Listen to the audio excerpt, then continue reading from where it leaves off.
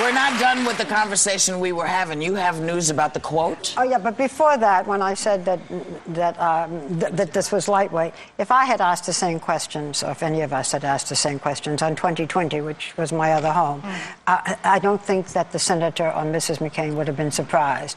I think it's what you were saying, which is they have a different impression, perhaps, of the program. Daytime television. Daytime television. But as I said to you during the break, when I start getting quoted by the New York Times, you know the world is changing. Because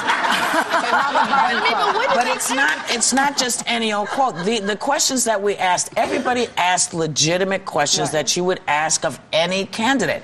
The difference between us and everybody else is we're not saying all we do is news, all we do is fluff. I don't remember, and maybe y'all had a different definition before I came, but I don't remember this show ever being a show where people didn't ask questions if there was a provocative guest. This is the same thing with Obama. And when Obama comes, and I hope he gets here soon because people are starting to talk, I think we will ask him the same kinds of questions because they're the nominees. And I find this idea that people think we were too hard or too soft or we picked the bones. I don't think that's legit. I don't think the other day. These interviews are not back on the floor.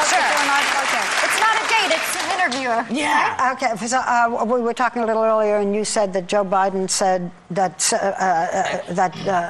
voting for Sarah Palin, or not voting for Sarah Palin, but being for Sarah Palin was a step backward for women. What he actually said, he was asked if electing Palin would be a step forward for women. This is what he said, and I'm quoting: "I assume she thinks and agrees with the same policies that George Bush and John McCain think.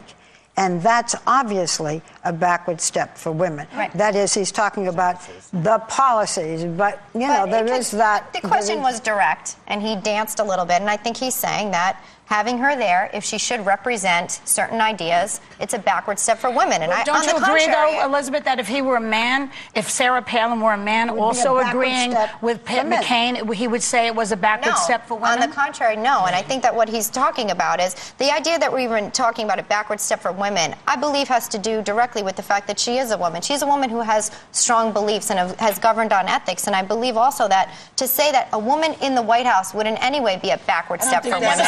I think he's talking about ideology. What ideology is it? What ideology is he I'm going to talking tell about? you what ideology I think he's talking about because I haven't asked him. But it seems to me a step back for women would be the repeal of Roe v. Wade, That's one. the repeal of several other bills. I think that's what. I think that's what they might. There are many women that believe that Roe v. Wade should have come from the states up and the people up and not be governed from the said but that's a backward step. I mean, that's what all I'm saying is I think that's what he's talking about in terms of backward steps for women. Getting back to the whole sexist thing, I really feel that people are, because we're not dealing with the main issues. I've heard so many of my friends say, so many people that I meet on the street say they're getting exhausted in this election process. And I really hope that people, some people just want to step away from it, and I feel like it's a dangerous thing to do, and I really hope that we can focus. A little earlier, I said there's so much, right? I think we're all getting sick of it. Maybe we shouldn't talk about it so much here. I don't know, but when you see what is happening with this country and the economy of this country, and we're doing this stuff. That's what does it. You know what? I'm just sitting here, and as a person just learning about politics and trying to figure out the issues and what it is draining. Researching, and then you hear somebody going, when I look at Saturday Night Live and I just want to laugh, and then you have somebody going, it's sexist, it's this, and I'm going, no, but so many people just got fired and they're losing their home.